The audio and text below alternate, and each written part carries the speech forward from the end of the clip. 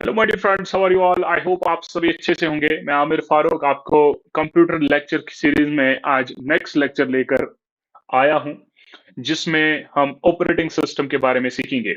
पिछले लेक्चर में हमने हार्डवेयर और सॉफ्टवेयर के बारे में सीखा था कि हार्डवेयर और सॉफ्टवेयर में फर्क क्या है, बेसिक डिफरेंसेस क्या है, और कुछ सॉफ्टवेयर हमने देखे थे कि वो किसके लिए जरूरत पड़ते हैं और क्या क्या चीजें थी। ठीक है, आज हम ऑपरेटिंग सिस्टम एक सॉफ्टवेयर है, जो सॉफ्टवेयर का हमने सिस्टम सॉफ्टवेयर का एक टाइप है operating system. This is very very important. इसमें ऑब्जेक्टिव आपको पूछा जाता है, पूछ सकते हैं, बेसिक ऑब्जेक्टिव पूछे जाएंगे। ध्यान रखिएगा, इसके रिलेटेड जितने भी चीजें हैं हम सभी चीजों को डिस्कस करेंगे। चलिए देखते हैं ऑपरेटिंग सिस्टम होता क्या है। An operating system is a program that acts as an interface between user and the computer hardware and controls the execution of all kinds of programs. An operating system is most important software that runs on the computer. It manages all system activities to perform desired tasks. It also allows you to communicate with the computer without knowing how to speak the computer's language. Without an operating system, a computer is useless. देखो, इससे पहले मैंने आपको computer system में hardware और software के lecture में operating system के बारे में बोला। ऑपरेटिंग सिस्टम जो है ना, ये एक इंटरफेस होता है between user and the hardware. यानी सिस्टम सॉफ्टवेयर में जो ऑपरेटिंग सिस्टम होता है वो एप्लीकेशन सॉफ्टवेयर के थ्रू यूजर से आपको इंटरैक्ट करवाता है। किसको?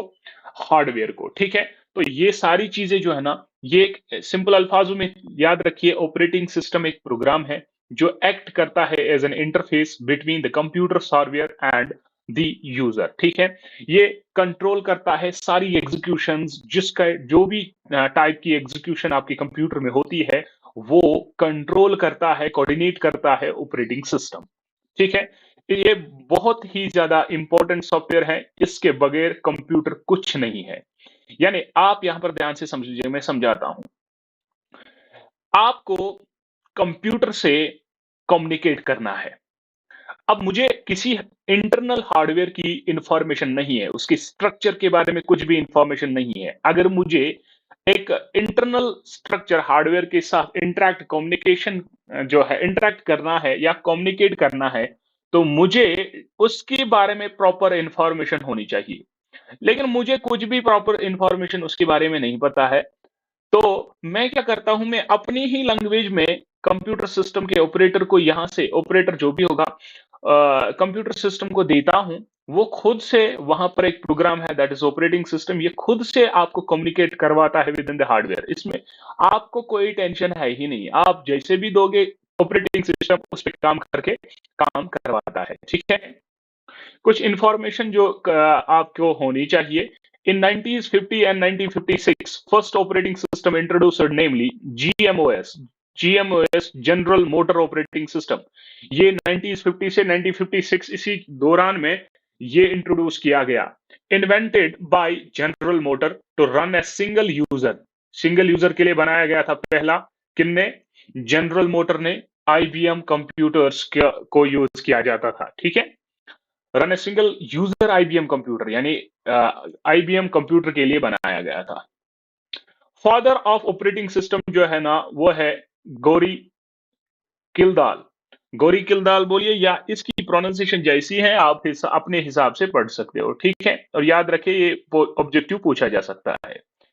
He is the person who invented first operating system. यही गौरी, ग्रो बोलिए या घोरी बोलिए, गोरे गोरे किल्दाल जो है, ये एक ऐसा बंदा है जिसने ऑपरेटिंग सिस्टम बनाया है। ठीक है, तो उसके बाद हम देखेंगे रिसोर्स एलोकेटर क्या होता है। देखो, आपके कंप्यूटर सिस्टम में कुछ रिसोर्सेज होते हैं, जिनमें इनपुट आउटपुट, मेमोरी, सीपीयू, सारे रिसोर्सेज होते हैं। किसी जॉब को ये, किसी प्रोसेस को या किसी जॉब को ये रिसोर्स एलोकेट करना, ये सारा जो है ना हैंडल करता है ऑपरेटिंग सिस्टम। तो क्या पढ़ते हैं? Operating system is also known as resource allocator. यानी रिसोर्स को एलोकेट करना कौन करता है? Operating system. इसीलिए इसका दूसरा नाम रिसोर्स एलोकेटर भी कहते हैं, because it manages and allocates resources. जैसे कौन कौन है? इनपुट आउटपुट है, मेमोरी है, सीपीयू है, टाइम है। ठीक है, ये सारे जो है इसको ये एलोकेट करता है डिफरेंट जॉब्स, डिफरेंट प्रोसेस को, इसलिए हम इसको ऑपरेटिंग सिस्टम को रिसोर्स एलोकेटर भी कहते हैं। नेक्स्ट है control program. Operating system is also known as program controller. Operating system को हम प्रोग्राम कंट्रोलर भी कहते हैं because it controls the execution of user program and operations of input output device. यानी ये सारी चीजें कंट्रोल करता है, जो भी एग्जीक्यूशन होती है यूजर के द्वारा या ऑपरेशंस जो इनपुट आउटपुट डिवाइसेस पे होती है, वो सारी जो है ना वो कंट्रोल कोऑर्डिनेट करता है कौन? Operating system. तो इसका मतलब कि हम ऑपरेटिंग सिस्टम के बगैर कुछ काम कर ही नहीं सकते हैं, ठीक है। Need of an operating system, यानी हमें जरूरत क्या है ऑपरेटिंग सिस्टम की, ठीक है। In earlier days users had to design the applications according to the internal structure of hardware. देखो, पहले जमाने में यूजर को क्या करना था, उनको एप्लीकेशंस जो भी बनानी होती थी ना, वो according to the internal structure of, जो भी इंटरनल स्ट्रक्चर हार्डवेयर का होता था, उसी अकॉर्डिंग उनको अपनी एप्लीकेशंस बनानी पड़ती थी। क्यों? क्योंकि उनके पास कोई ऐसा सॉफ्टवेयर था ही नहीं, ऐसी कोई सुविधा थी ही नहीं कि वो अपने हिसाब से एप्लीकेशन बनाए, फिर वो कंप्यूटर के इंटरनल हार्डवेयर में रन होती, उनके साथ कम्युनिकेट करते। वैसी कोई पॉसिबिलिटी थी ही नहीं। तो पहले ज़माने में उनको जो भी एप्लीकेशंस बनानी थी यूज़र्स या प्रोग्राम्स को, उनको according to the internal structure of hardware जैसे बनाना था, ठीक है? Operating system was needed to enable the user to design the applications without concerning the details of the computer and internal architecture. अब यहां पर क्या है ऑपरेटिंग सिस्टम, यानी अब ऑपरेटिंग सिस्टम ऐसे डिजाइन किया गया है कि इनको जो भी यूजर होगा, जो भी प्रोग्रामर होगा, उनको आप अपने हिसाब से, वो अपने हिसाब से एप्लीकेशंस बनाते हैं। और अपने हिसाब से एप्लीकेशंस बनाने के बाद जो इंटरनल स्ट्रक्चर होता है हार्डवेयर का, उस पे कोई भी पाबंदी नहीं है। ऑपरेटिंग सिस्टम खुद से जो है वो सारी चीजें मैनेज करता है। यानी ऑपरेटिंग सिस्टम जो है ये आपको एनेबल करता है यूजर को, चाहे कौन सी भी एप्लीकेशन हो, अपने हिसाब से उस इंटरनल हार्डवेयर से कम्युनिकेट करवाता है, ठीक है। Operating system plays an important role in computers, पता है क्या करता है बेटा। अब यहाँ पर कुछ चीजें जो है ऑपरेटिंग सिस्टम की, ये हम डिटेल पढ़ रहे हैं ताकि आपको कोई प्रॉब्लम ना हो, ठीक है। Acts as an interface between user and computer hardware, obviously हमने अभी पढ़ा, ये एक्ट करता है क्या, interface between user and hardware, ठीक है। Help us in booting the system, यानी बूटिंग में ये काम करता है। बूटिंग क्या होता है? Booting is the basically the process of starting of the computer. देखो, whenever the CPU is first switched on, जब हम पहले स्विच ऑन करते हैं ना कंप्यूटर यानी CPU on it, switched on, it has nothing inside the memory, पहले memory में कुछ नहीं होता है। in order to start the computer load in order to start the computer load the operating system into the main memory and then computer is ready to, यानी जो भी काम होता है ना, फिर देखो जब हम मेमोरी को जब भी हम कंप्यूटर सिस्टम को ऑन करते हैं ना, सबसे पहले मेमोरी में कुछ नहीं होता है। तो क्या करता है लोडर, क्या काम करता है वो, ऑपरेटिंग सिस्टम को लोड करता है किसमें? मेन मेमोरी में, in order to execute our jobs, in order to execute our programs. तो इस चीज को हम बूटिंग कहते हैं। यार सिंपली अल्फाजों में याद रखिए, बूटिंग प्रोसेस क्या होती है? स्टार्टिंग द कंप्यूटर, ठीक है। Okay, next, manages all input output devices. देखो, सो जो भी चीजें आपको मैनेज करनी है ना, ऑपरेटिंग सिस्टम सब कुछ करता है, ठीक है। मैनेजेस फाइल सिस्टम को भी प्रोवाइड सिक्योरिटी को भी प्रोवाइड करता है। अब कुछ फंक्शंस है जिसके बारे में आपको पूछा जाएगा कि main functions of operating systems क्या क्या है। आपको क्वेश्चन इसी तरीके से पूछा जाएगा, बोलिए इनमें से कौन नहीं है फंक्शन ऑफ ऑपरेटिंग सिस्टम, ठीक है। समझ आ रहा है? तो पहली है प्रोसेस मैनेजमेंट, यानी जो भी प्रोसेस होती है कंप्यूटर सिस्टम में उसको मैनेज करवाना सारा ऑपरेटिंग सिस्टम का काम है। All processes from start to shut down, start से लेकर कंप्यूटर शट डाउन तक जो भी प्रोसेस होती है ना, वो हैंडल करती है कौन? Operating system. चाहे ओपन हो, सेव हो, इंस्टॉल हो, कॉपी हो, प्रिंट हो। CPU can perform one task at a time. CPU क्या करता है? परफॉर्म एक task at a time. If there are many task, अगर बहुत सारे टास्क होंगे, operating system decides which task should get the CPU. यानी अब प्रोसेस देखो, सीपीयू जो है ना, वो परफॉर्म करता है एक टास्क एट अ टाइम। अब प्रोसेस जो है ना, प्रोसेसेस डिफरेंट जॉब्स, वो रेडी स्टेट में होते हैं। अब रेडी स्टेट में होते हैं, अब जो भी यहाँ पर शेड्यूलर होता है वो शेड्यूल करता है अब कौन सी चीज जो है यहाँ पर रनिंग स्टेट में लानी है, कौन सी चीज जो है ना सीपीयू को देनी है, ये सारा जो हैंडल करता है ना, ये कौन करता है? ऑपरेटिंग सिस्टम, ठीक? यानी प्रोसेस मैनेजमेंट जो भी होती है वो हमारा ऑपरेटिंग सिस्टम करता है। दूसरा होता है रिसोर्स मैनेजमेंट या जिसको हम डिवाइस मैनेजमेंट भी कहते हैं। देखो, installing drivers required for input, communication output, memory, power, communication devices. The device management module of an operating control input output devices, यानी जो भी हमारे पास रिसोर्स मैनेजमेंट है, देखो रिसोर्स एलोकेटर ऑपरेटिंग सिस्टम को कहते हैं। डिफरेंट प्रोसेसेस को डिफरेंट टाइम पे डिफरेंट रिसोर्सेज की जरूरत होती है। उन सारी चीजों को मैनेज करना ऑपरेटिंग सिस्टम का काम है।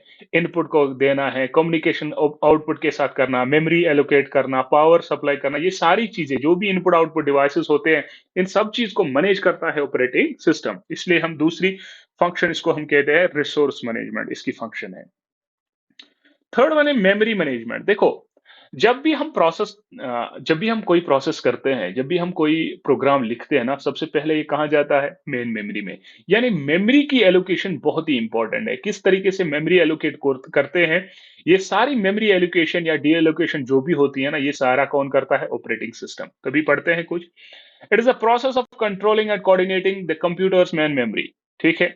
मेमोरी मैनेजमेंट में क्या आता है? Controlling and coordinating computers man memory. Memory management module takes care of allocation and deallocation of memory space to programs in need of this resource। यानी जैसे नीड होगी अकॉर्डिंगली वो एलोकेट या डीएलोकेट करना मेमोरी, वो किसका काम है? ऑपरेटिंग सिस्टम का। ठीक है। नेक्स्ट वन है file system. File management module takes care of file related activities such as organisation, storage, retrieval, naming, sharing, ये सारी चीजें जो है, प्रोटेक्शन ऑफ फाइल, ये सारा जो हैंडल करता है ना, वो ऑपरेटिंग सिस्टम करता है। इसलिए हम बोलते हैं फाइल सिस्टम भी एक फंक्शन है किसकी? ऑपरेटिंग सिस्टम की। Next one is security. देखो, security is very very important part in every organisation, in every computer, in every field. तो इस कंप्यूटर सिस्टम में भी सिक्योरिटी का होना इंपॉर्टेंट है, क्योंकि हमारे पास कुछ डेटा ऐसा होता है जो क्या होता है? सेंसिटिव होता है। तो क्या करता है? Security module protect the resources and information of the computer system against the destruction and unauthorized access। कोई ऐसे एक्सेस ना करे, उस चीज को सारा हैंडल करवाता है कौन? Operating system. यानी ये इसको प्रोटेक्ट करता है, सिक्योरिटी प्रोवाइड करता है। It also ensures that whenever the system execute several disjoint processes, जब भी uh, ये काम भी करता है, ऑपरेटिंग सिस्टम ये काम भी करता है कि जब भी सिस्टम एग्जीक्यूट करता है डिसजॉइंट प्रोसेस, डिसजॉइंट जो होती हैं, जो अलग अलग प्रोसेस हो, डिफरेंट हो, ठीक है, साइमल्टेनियसली एक साथ, one process does not interfere with each other, एक के साथ दूसरी मिक्स नहीं थे, इंटरफेयर नहीं करते, वो सारा हैंडल जो करता है ना, वो ऑपरेटिंग सिस्टम करता है। ठीक है।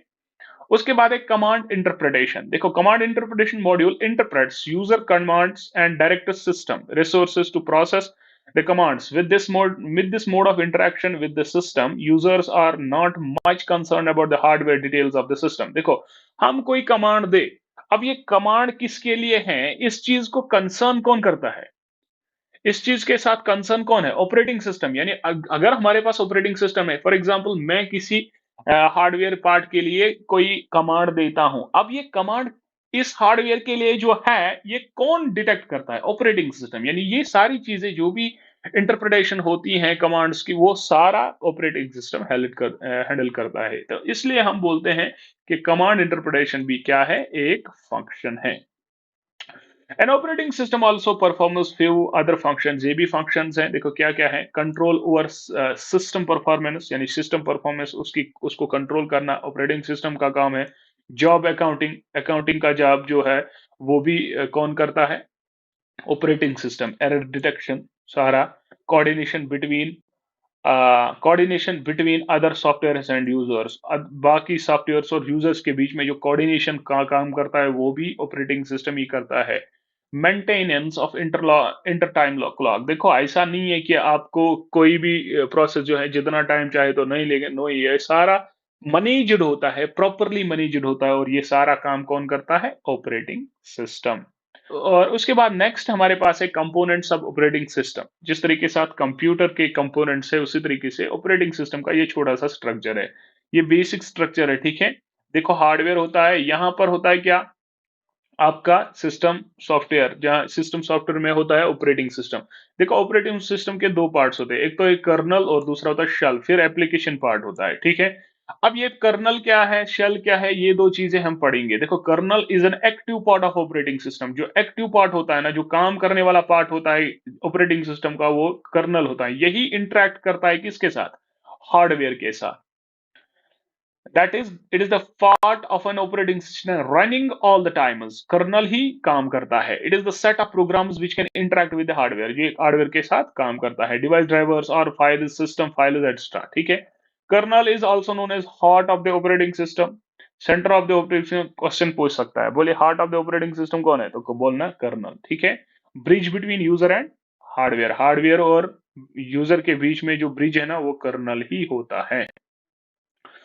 Shell is called the command interpreter, language translator, human to machine language. यानी शेल जो है ना, ये किसका काम करता है? कमांड इंटरप्रेटर, यानी इंटरप्रेट, कमांड को इंटरप्रेट करना, ये शेल का काम है। यानी ऑपरेटिंग सिस्टम का ही है, लेकिन उसमें एक लेयर होता है शेल। तो शेल लेयर ये काम करती है translation, human readable to machine language. It is set of programs used to interact with the application program. यानी ये ऐसा होता है जो एप्लीकेशन प्रोग्राम के साथ इंटरैक्ट करता है। देखो, ये शेल है, ये एप्लीकेशन प्रोग्राम के साथ इंटरैक्ट करता है, ठीक है। It is responsible for execution of instructions given in the operating system. जो भी ऑपरेटिंग सिस्टम को एग्जीक्यूशन के लिए इंस्ट्रक्शन प्रोवाइड की जाती हैं, ये रेस्पॉन्सिबल है किसका? शेल जो है ना, उस चीज के लिए रेस्पॉन्सिबल है। किस चीज के लिए? फॉर एग्जीक्यूशन ऑफ इंस्ट्रक्शन, जो एग्जीक्यूशन होती है इंस्ट्रक्शंस की, ठीक है। उसके बाद हम पढ़ते हैं ना, ये इंटरफेस है। तो ये इंटरफेस एक्चुअल में है क्या? The user interface UI is a point at which human users interact with a computer। यानी ये एक ऐसा पॉइंट है, ये एक ऐसा प्लेटफॉर्म है जहां पर ह्यूमन जो है ना, इंटरैक्ट करता है कंप्यूटर के साथ, वेबसाइट, एप्लीकेशंस वगैरह, ठीक है। The goal effect user interface is to make the users experience easier, requiring minimum effort on user's part to receive maximum desired output। यानी यूजर इंटरफेस जो होता है ना, ये यूजर एक्सपीरियंस को आसान बनाता है। अगर मुझे इंटरैक्ट करता है कंप्यूटर के साथ, तो मुझे एक यूजर इंटरफेस होना चाहिए। यानी जब तक इंटरफेस नहीं होगा तो मैं किसके थ्रू जाऊं? तो यूजर, ये एक इंटरफेस, एक ऐसा पॉइंट, ऐसे पॉइंट को कहते हैं जहां पर आप इंटरैक्ट करते हो कंप्यूटर सिस्टम के साथ। सिंपल अल्फाजों में दो टाइप्स के यूजर इंटरफेस होते हैं। एक होता है कमांड लाइन यूजर इंटरफेस, दूसरा होता है graphical user interface. Command line क्या होता है? In command line user interface the user must type commands at command prompt to interact with the computer. देखो, कंप्यूटर को इंटरैक्ट करने के लिए दो चीजें होती है। एक होता है ग्राफिकल यूजर इंटरफेस, दूसरा होता है कमांड लाइन इंटरफेस। अगर मुझे ग्राफिकल लाइन इंटरफेस की तरह, तो मैं सिंपली आइकन को क्लिक करता हूं, जो भी आइकन होगा, तो डायरेक्टली माउस यूज करके वहां पर क्लिक करके इंटरैक्ट कर सकता हूं। लेकिन कमांड लाइन यूजर इंटरफेस में क्या करना है? आपको कमांड्स याद रखने होते हैं और कमांड्स आपको टाइप करने होते हैं कमांड प्रॉम्प्ट में, ताकि आप इंटरैक्ट कर सकते हो कंप्यूटर सिस्टम को। The user must remember the commands and their parameters. यहां पर कमांड लाइन प्रॉम्प्ट में यूजर, इस यूजर इंटरफेस पे आपको कमांड्स याद होने चाहिए, तभी आप इस कंप्यूटर सिस्टम के साथ इंटरैक्ट करोगे। Mouse operation not available for DOS. यानी डॉस ऑपरेटिंग सिस्टम के लिए माउस ऑपरेशन जो है, यानी जहां पर कमांड लाइन यूजर इंटरफेस होता है, वहां पर आपको माउस की जो है सुविधा नहीं है। अब यहां पर ग्राफिकल यूजर इंटरफेस का क्या होता है बेटा? The user must click the icon menus dialog box to interact with the computer. यहां पर मुझे कमांड्स वगैरह याद रखने की जरूरत नहीं है। डायरेक्टली क्लिक किया, डबल क्लिक किया आइकन पे, तो मुझे वहां पर जो है वो काम खुलेगा जिस पे मुझे जरूरत है। यानी सिंपली मुझे यहाँ पर मैं डायरेक्टली क्लिकिंग ऑफ आइकन पे क्लिक करके यूजर के साथ, कंप्यूटर सिस्टम के साथ इंटरेक्ट कर सकता हूँ, ठीक है। यहाँ पर मुझे किसी भी कमांड को रिमेंबर रखने की, याद रखने की जरूरत नहीं है, क्योंकि मेरे पास मेनूज आइकॉन जो है ना, वो मॉनिटर पे वही होते हैं। डबल क्लिक करके मैं निकाल सकता हूँ। Mouse mouse operation require to select the command. देखो, माउस यहाँ पर अगर मुझे गए, तो मैं यहाँ पर डायरेक्टली क्लिक जो करता हूँ, तो इसको मैं सिलेक्ट कर रहा हूँ, तो मैं यहाँ पर माउस क्लिकिंग जो है चलती है, ठीक है। उसके बाद बहुत ही इंपॉर्टेंट चीज है जिसको हम कहते हैं प्रोसेस। देखो, प्रोसेस, हम टाइप्स ऑफ ऑपरेटिंग सिस्टम से पहले हम पढ़ेंगे प्रोसेस क्या होता है। देखो, A process is basically a program in execution। ये जो भी आपके पास एग्जीक्यूशन के लिए प्रोग्राम जाएगा, वो जब जब प्रोग्राम जो होता है ना, जो एग्जीक्यूशन के लिए जाएगा, उसी को हम प्रोसेस कहते हैं। The execution of the process must progress in A sequential fashion. ऐसे नहीं है कि आप किसी भी प्रोसेस को भेजेंगे तो वहां पर जो है इस पे एग्जीक्यूशन होगी, नो। तो एक सीक्वेंशियल फैशन, इसमें एक पर्टिकुलर अरेंजमेंट होता है। हर एक शेड्यूलर जो है ना, आपको शेड्यूल करवाता है प्रोसेस से पूरे जो है ना सीक्वेंशियल फैशन में, ठीक है। To put it in a simple terms, we write our computer programs, and when we execute this program, it becomes a process which performs all the tasks mentioned in the program. When a program is, यहाँ पर देखो ये चीज आपको समझ आएगी। When a program is loaded into the memory, जब हम प्रोग्राम को लोड करते हैं मेमोरी में लोड हुआ तो हमारे पास स्टेट में आएगा, या न्यू स्टेट में आएगा, या इनिशियल स्टेट में आएगा। तो वहां पर हम उस प्रोग्राम को जो लोड हुआ मेमोरी में, उसको प्रोसेस कहते हैं। तो ये प्रोग्राम लोड हुआ मेमोरी में, तो ये बन गया क्या बच्चा? ये प्रोसेस बन गई। It can be divided into 4 section. जो ये चीज होती है ना, देखो मेमोरी में आया तो मेमोरी में ऐसे ही नहीं होता है। ये प्रोसेस जो होती है ना, ये 4 सेक्शंस में डिवाइड होती है। यानी देखो मेरे पास प्रोसेस में डिफरेंट पैरामीटर्स में होती है। इसमें फंक्शन हो सकती है, इसमें हमारे पास डिफरेंट वेरिएबल्स होते हैं, इसमें स्टैटिक ग्लोबल वेरिएबल्स होते हैं। समझ आ रहा है कि नहीं? और तो यहाँ पर ये प्रोसेस जो है ना डिवाइड होती है 4 हिस्सों में, 4 सेक्शंस में। यानी हम डिफाइन करते हैं इनको 4 सेक्शंस में। यहाँ पर मैं दिखाना चाहूंगा इस तरीके से वो 4 सेक्शंस हैं जब भी प्रोसेस मेमोरी मैक्सिमम, ठीक है। देखो सबसे पहले मेमोरी का जो जब भी लोड होता है ना मेमोरी में होता है, तो मेमोरी में एक हिस्सा होता है state. This the process state contains और स्टोर्स द टेम्पररी डेटा। इस वाले हिस्से में temporary data such as functions, parameter, return address या लोकल वेरिएबल जो होते हैं ना, वो स्टोर होते हैं स्टेक में। दूसरा होता है heap. This dynamically allocated memory to process during its runtime, that is useful in order to store dynamic allocated memory. जो रन टाइम पे आपको वेरिएबल्स एलोकेट की जाती है ना, तो रन टाइम पे आपको कुछ मेमोरी एलोकेट की जाती है, तो वहां वो चीज जो है ना वो हीप करवाती है प्रोवाइड, ठीक है। This section contains global and static variable. ये वाला पार्ट जो है ना डेटा, ये होता है क्या? ग्लोब, इसमें होते हैं global and static variables. Text में होता है this includes the current activity. जो भी आपके पास करंट एक्टिविटी होती है, represented by and count contents to the processor register. In simple words, use it to store an instruction of the memory। ये वाला हिस्सा जो होता है ना मेमोरी का, टेक्स्ट वाला, ये क्या करता है? ये स्टोर करता है इंस्ट्रक्शन ऑफ प्रोग्राम। ये सिंपल याद रखिएगा। तो ये वाला है, एक स्टोर करता है इंस्ट्रक्शन ऑफ द प्रोग्राम। ये क्या करता है? Static and local variables. Heap जो क्या करता है? Useful in order to store dynamic allocated variables. Dynamic allocated variables क्या करता है? स्टोर। हीप करता है स्टोर, ठीक है।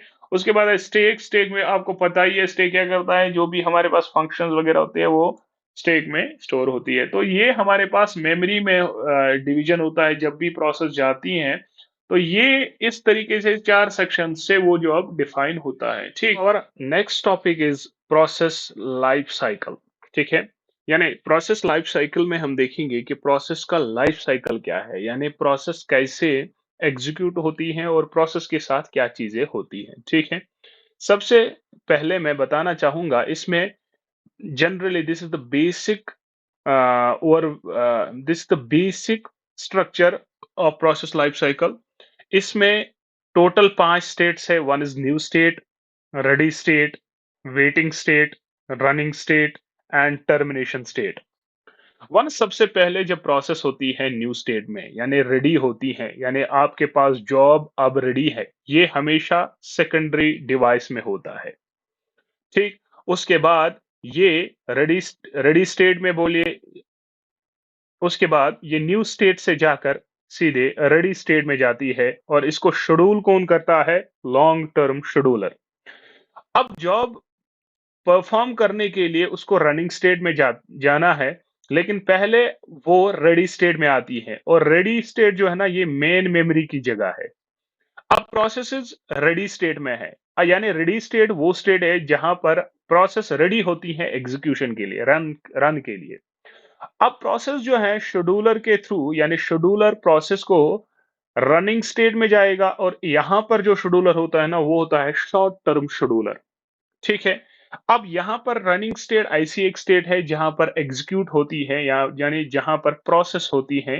अपने मेरा जॉब मेरी जो जो प्रोसेस है उसको प्रोसेसर प्रोसेस करता है, ठीक। अब ये वेटिंग स्टेट क्या है, देखो कुछ टाइम पे मान लीजिए P1 एक प्रोसेस है, मान लीजिए P1 एक प्रोसेस है जो इस टाइम प्रोसेसर यानी सीपीयू जो है ना एग्जीक्यूट कर रहा है। अभी यहाँ से इंटरप्ट आया। इंटरप्ट मीन्स कि आपको एक सिग्नल आती है, सीपीयू को एक सिग्नल आती है कि पहले आप इस प्रोसेस को जो चल रही है इसको उधर ही रखिए। पहले इस मान लीजिए P2 यहाँ से प्रोसेस जो है इसके लिए रिकमेंडेशन आई कि पहले आप P2 को करिए। ये रनिंग स्टेट जो है ना, ये सीपीयू जो है ना, ये पहले P1 को उधर ही छोड़ेगा और वो वेटिंग स्टेट में जाएगी, या पहले रनिंग स्टेट में ही रहेगी और जो सीपीयू है पहले P2 के प्रोसेस को एग्जीक्यूट करने के लिए जाएगी, ठीक है। यानी पहले P2 के प्रोसेस को एग्जीक्यूट करेगी, ठीक। वो समझ आ रहा है, यानी ये सीपीयू जो है ना रेडी स्टेट में चेक करता है P2 के लिए जो सिग्नल आई थी वो क्या थी, ठीक। अब यहाँ पर वेटिंग स्टेट क्या है, देखो अगर मान लीजिए मेरे पास सी में कोई प्रोग्राम है, ठीक, या सी प्लस प्लस में कोई प्रोग्राम है। अब मेरे पास एक प्रोग्राम चल रहा है, कोई प्रोसेस चल रही है, अब उसको इनपुट कुछ जरूरत है, मैं कह रहा हूं एंटर एनी टू क्वांटिटीज। तो ये टू क्वांटिटीज जो पहले है एंटर करनी है, यानी इनपुट आउटपुट की जरूरत होगी फॉर एग्जांपल। और उसके लिए हमारे पास जो है ना प्रोसेस को वेट करना पड़ता है। अब उस प्रोसेस को वेट करने के लिए होती है वेटिंग स्टेट। क्यों ये वेटिंग स्टेट में जाता है, क्योंकि रन जो सीपीयू है वो आइडियल नहीं बैठ सकता है तब तक जब तक वो वेट करता है।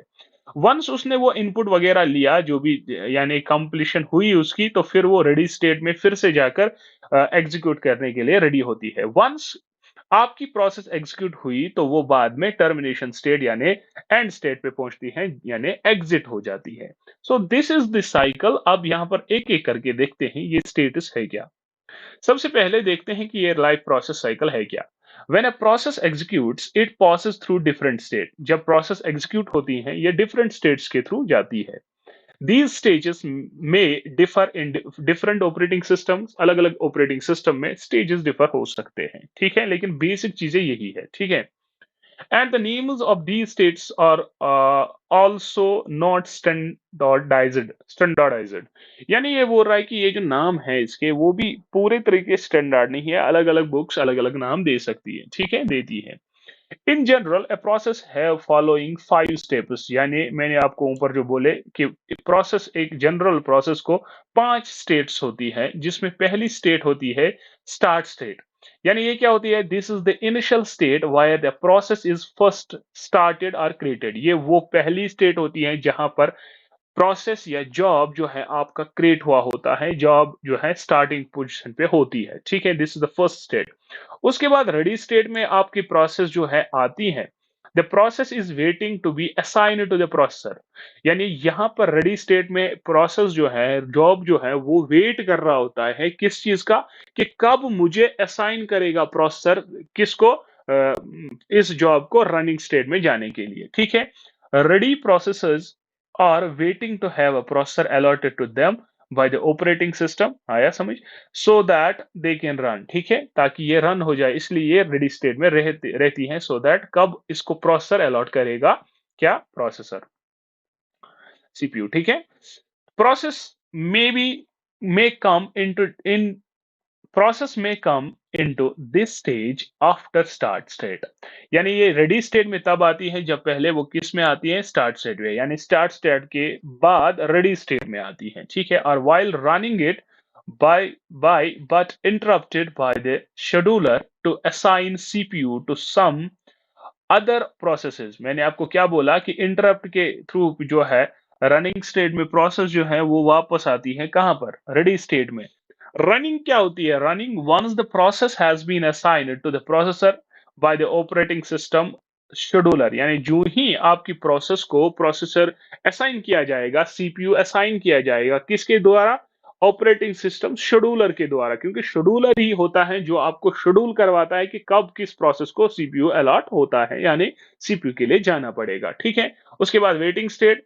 वेटिंग स्टेट में process moves into the waiting state if it needs to wait for a resource। जब उसको रिसोर्स के लिए वेट करना पड़े, यानी इनपुट आउटपुट के लिए, ठीक है। Such are waiting such as waiting for user input or waiting for file to be become available। ठीक है, वेटिंग स्टेट में तभी जाते हैं जब उसको किसी रिसोर्स की जरूरत है, उसको वेट करना पड़ेगा तो वेटिंग स्टेट जाती है। उसके बाद टर्मिनेटेड और एग्जिट जो होती है यानी last state, once the process finishes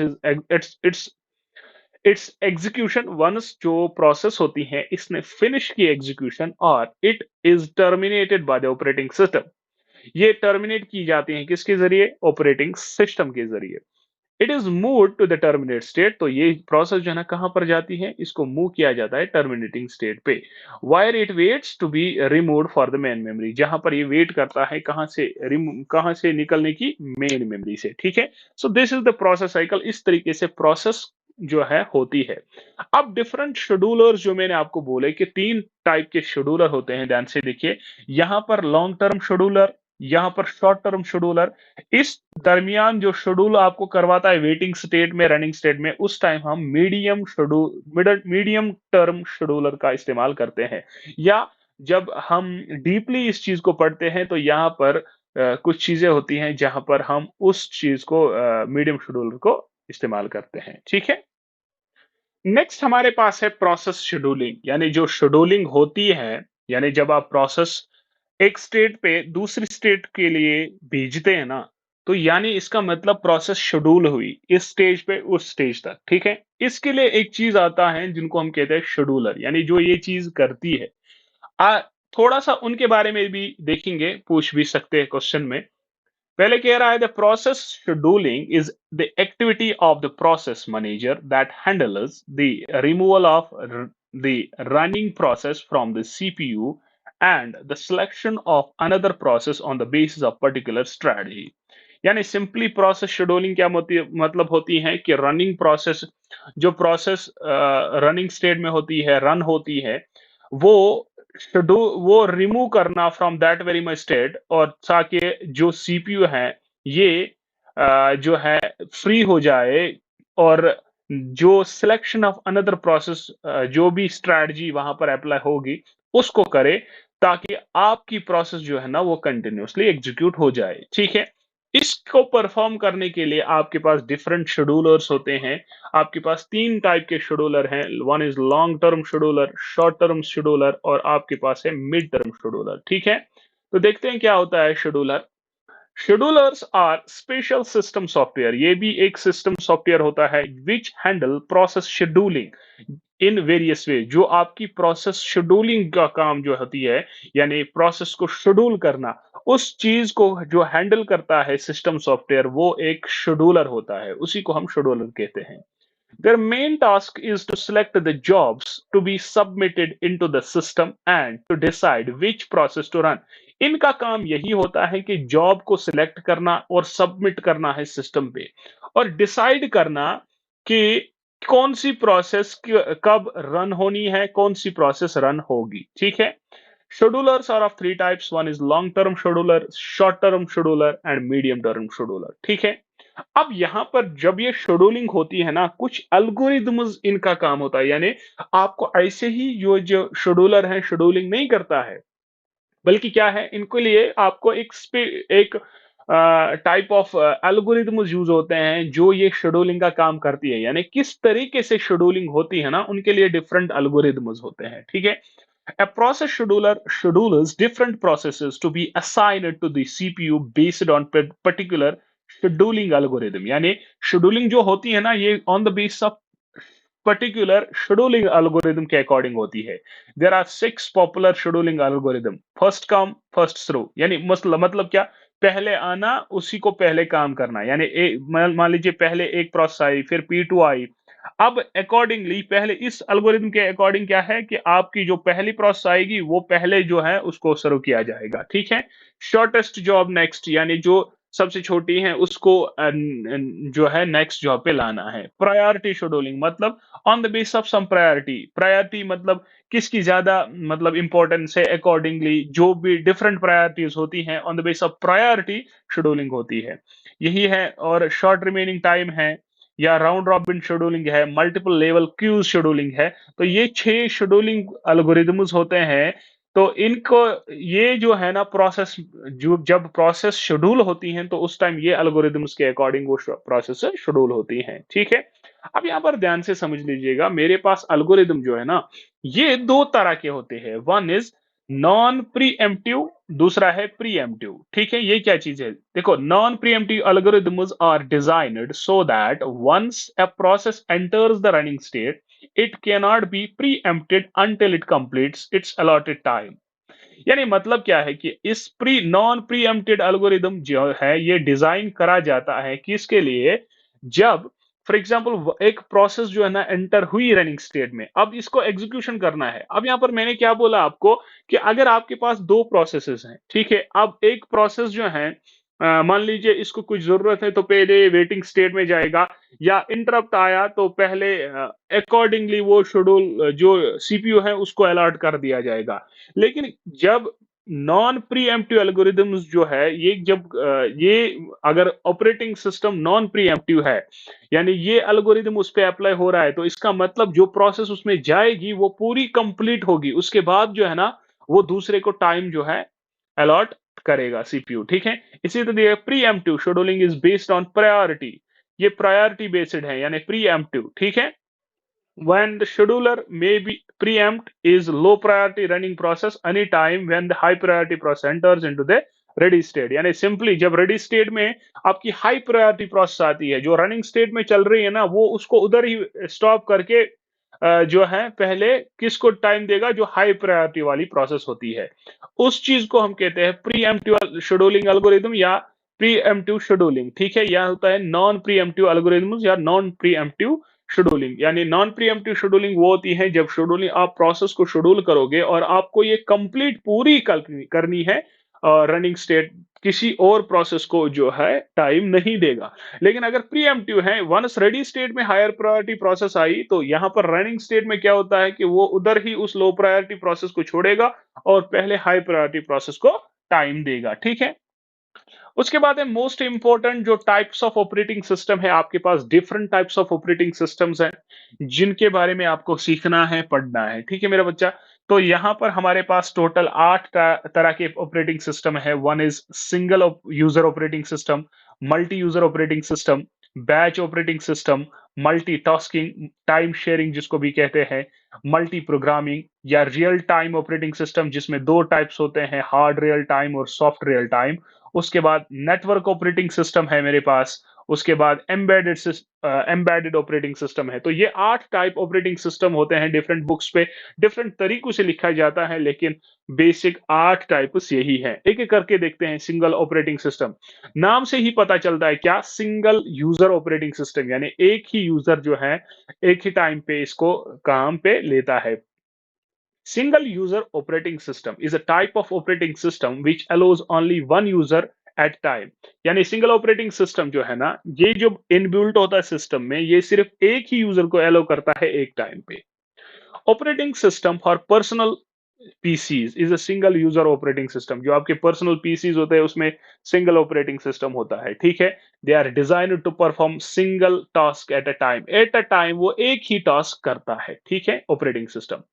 इसमें एग्जांपल्स हैं, एमएस डॉस है, विंडोज एक्स 9 है, विन 98 है, एप्पल मैचिंटोश एटसेट्रा, आप अपने हिसाब से प्रोनाउंस कर सकते हो। ये आपकी यहाँ पर देखो, यूजर जो है इनपुट देता है, इनपुट जो देता है एक टाइम पे एक सीपीयू अलॉट होता है, वो आपको आउटपुट प्रोवाइड करता है।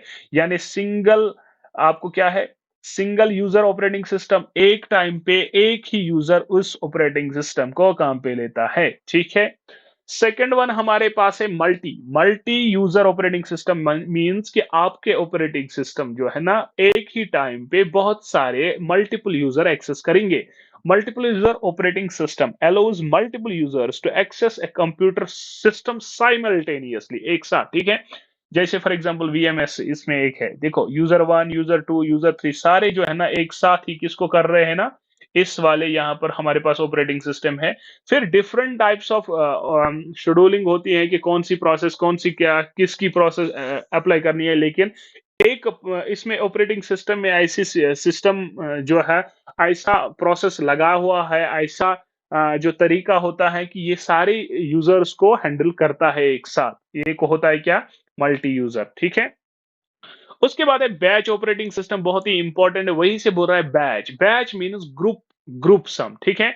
Batch is defined as a group of jobs, जब बहुत सारे जॉब्स को मिलाएंगे तो वहां पर जो ग्रुप बनता है ना, उसको हम कहते हैं batch, with similar needs and similar resources requirement. लेकिन ऐसा ही बैच नहीं बनता है, आपके पास दो चार प्रोसेसेस एक साथ बैच बनता है, लेकिन ये बैच किन बनता है, किन जॉब्स का बनता है, किन प्रोसेस का बनता है, जिनमें जिनकी सिमिलर नीड्स हो, जिनको सिमिलर रिसोर्सेज चाहिए, ठीक है, उनका बैच बनता है। In batch operating system each user prepares his job on an offline device like punch cards and submit it to the computer operator, ठीक है। जैसे अपना एक यूजर एक जॉब करेगा, दूसरा यूजर दूसरा जॉब करेगा, इसी तरीके से डैश डे मतलब एन टाइप ऑफ जॉब जो है यहाँ पर एन यूजर्स करेंगे। उसके बाद क्या करते हैं, ये अपने जो है जॉब्स किसको देते हैं, कंप्यूटर को, ठीक है।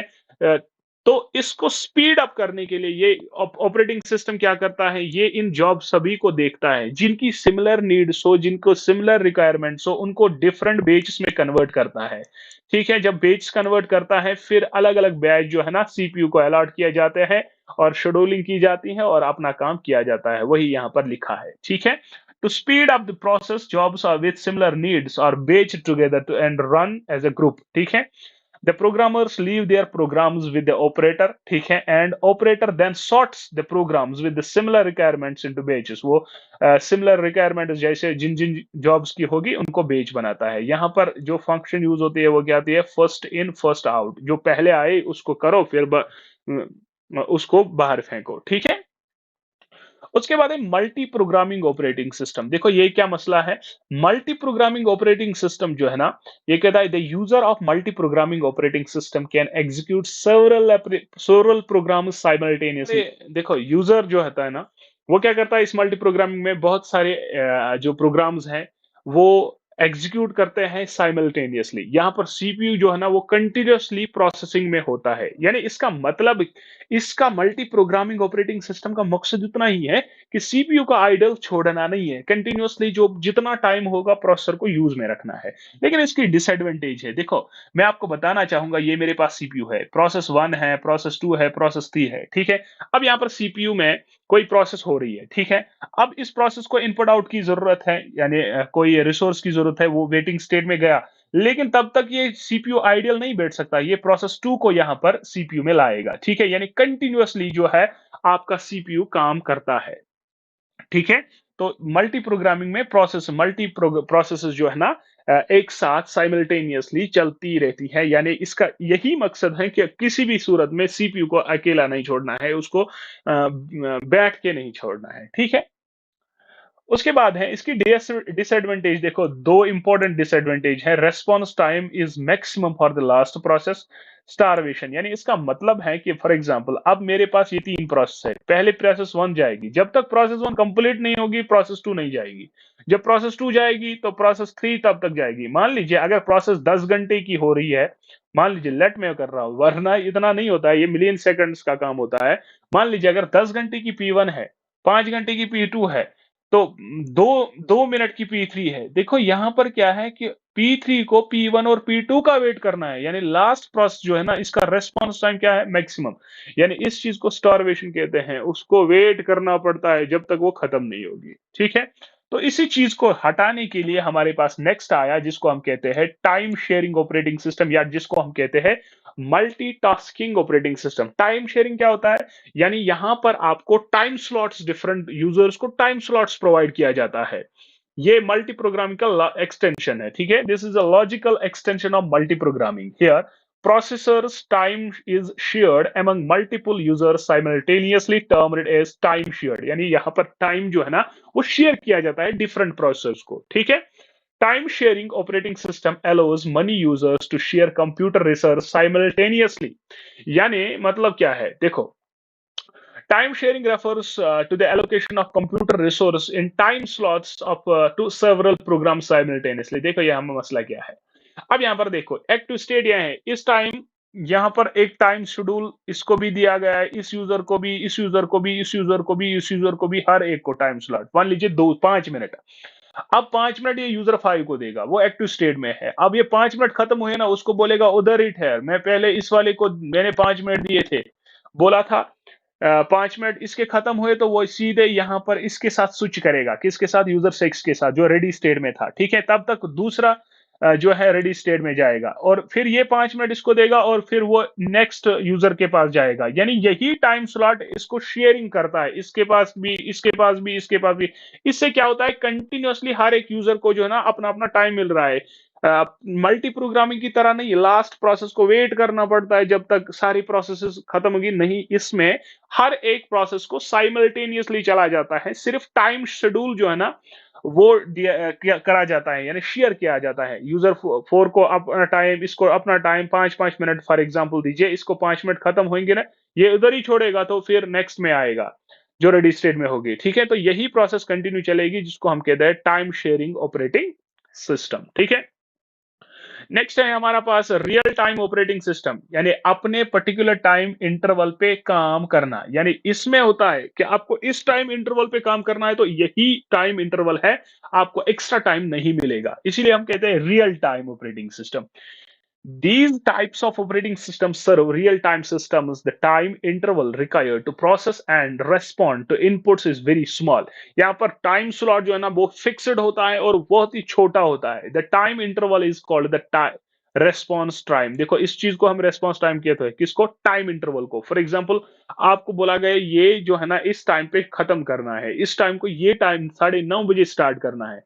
तो रियल टाइम में ये नहीं है कि अब मैं 9:30 के बजाय 9:45 आऊं, नहीं, ये नहीं है कि अपने टाइम है अपने टाइम पे आता है और मिनिमम टाइम है तो मिनिमम टाइम में ही खत्म करना है, ठीक है।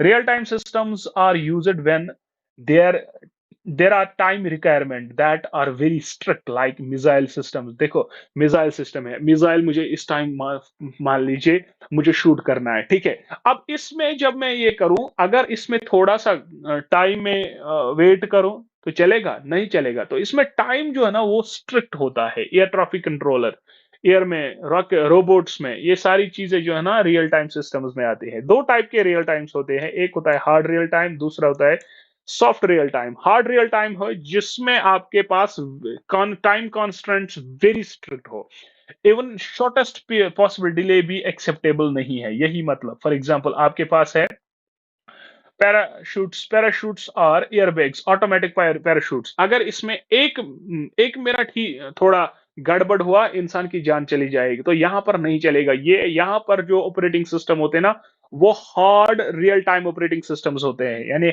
आपको पर्टिकुलर टाइम पे जो जो ही स्विच दिया तो वो खुलना चाहिए, ठीक है। शॉर्ट में चलता है अगर थोड़ा सा टाइम कांस्टेंट, मतलब इसमें थोड़ी बहुत चलेगी, मतलब अगर डिले होगा थोड़ा भी तो चलेगा। इसमें इतना स्ट्रिक्ट नहीं होता है टाइम जिसमें हार्ड होता है, ठीक है। रियल टाइम ऑपरेटिंग सिस्टम और यूज इट किसमें होता है, scientific experiments, medical imaging systems, industrial control systems, weapon systems, robots, air traffic control. तो ये सारी चीजें यहाँ पर रियल टाइम होती है, ठीक है। उसके बाद नेटवर्क ऑपरेटिंग सिस्टम है, यानी सिंपली नेटवर्क में अब आपके पास नेटवर्किंग है, इतना बड़ा ब्रांच है, तो कंप्यूटर साइंस का इतना बड़ा ब्रांच है नेटवर्किंग, तो वहां पर भी ऑपरेटिंग सिस्टम्स की जरूरत है, तो वहां पर नेटवर्क ऑपरेटिंग सिस्टम्स लगते हैं। These systems run on the server and, यहाँ पर जो ऑपरेटिंग सिस्टम जो है ना ये कहां पर, नेटवर्क ऑपरेटिंग सिस्टम कहां पर रन होते हैं, सर्वर पे। And provides the capability to manage data, ये सारे मैंने डेटा को मैनेज करता है, users, group, security, applications and other networking function. जो भी नेटवर्किंग फंक्शंस हैं उनको नेटवर्क ऑपरेटिंग सिस्टम जो है हैंडल करता है। These type of operating systems allow shared access to of files, printers, security, applications, and other networking functions over a small private network। यानी सारी जो नेटवर्किंग की जो भी फंक्शनलिटीज हैं, प्रिंटर्स है उसके साथ सिक्योरिटी वगैरह, सारा चीज जो है वो मैनेज करता है network operating system. Real time operating system used in scientific, medical वगैरह वगैरह, ये वही पर मैंने बोला, ठीक है। इसमें आते हैं Windows CE, IBM, Linux operating system are some examples of real time operating system. उसके बाद है हमारे पास last but not least embedded operating system. क्या होता है embedded operating system? An embedded operating system is an operating system for embedded computer systems. जो embedded computer systems में ऑपरेटिंग सिस्टम यूज होगा उसको हम कहते हैं embedded operating system. Embedded operating system are computer systems designed for specific purpose. किसी specific purpose के लिए जो कंप्यूटर यूज किए जाते हैं, तो वहां पर एम्बेडेड ऑपरेटिंग, उनको हम एम्बेडेड कंप्यूटर सिस्टम्स कहते हैं, ठीक है, कुछ स्पेसिफिक, ठीक है। तो वहां पर जो यूज होता है ना ऑपरेटिंग सिस्टम, उसको हम एम्बेडेड ऑपरेटिंग सिस्टम कहते हैं। तो क्यों यूज करते हैं ये? To increase the functionality, reliability for achieving the specific work, ठीक है। हर किसी का मकसद ये है कि मैं अगर काम करूं तो स्पेसिफिक टाइम पे करूँ, 100% हो, फंक्शनलिटीज इंक्रीज हो, हर चीज जो है ना बेहतरीन हो। तो इसमें एग्जांपल्स होते हैं एम्बेडेड ऑपरेटिंग सिस्टम में, जहां पर एम्बेडेड ऑपरेटिंग सिस्टम्स यूज होते हैं। Digital alarm clock, electronic parking meters and parking pay stations, robotic vacuum cleaners, washing machines, digital wrist watch, air conditioners, thermometers, stoves, fire alarm, calculators, thermometers extra. तो ये सारी चीजें जो है ना हमारे पास है embedded operating system. So these are some types of operating system. I hope ये सारी चीजें आपको क्लियर हुई होगी। अगर कोई भी प्रॉब्लम है, कोई भी क्वेश्चन है, तो आप अपने कमेंट सेक्शन में वो लिख सकते हैं, तो हम उस पे काम करेंगे। तो this is all about operating system. Operating system है मैन ऑपरेटिंग सिस्टम, जिसमें मैक ऑपरेटिंग सिस्टम है, आईओएस है, लिसा ऑपरेटिंग सिस्टम है, Chrome operating system, Android, MS DOS, Windows phone, NetWare, BlackBerry operating system, Symbian operating system, Firefox, Unix, Fedora, Ubuntu, Cent operating system. ये कुछ important operating systems हैं। इनके dates भी आपको दिए गए हैं, डेवलप किसने किए वो भी दिए गए हैं। इनको थोड़ा सा थोरली नजर मारिएगा, क्योंकि इसमें क्वेश्चन पूछ सकते। आई होप आपको ये लेक्चर बहुत अच्छे से समझ आया होगा। अगर कोई भी प्रॉब्लम है, प्लीज कमेंट सेक्शन में लीजिए। और अगर ये वीडियो इन्फॉर्मेटिव है, तो प्लीज चैनल को सब्सक्राइब करिए और अपने दोस्तों में शेयर करिए। Thank you. Allah Hafiz.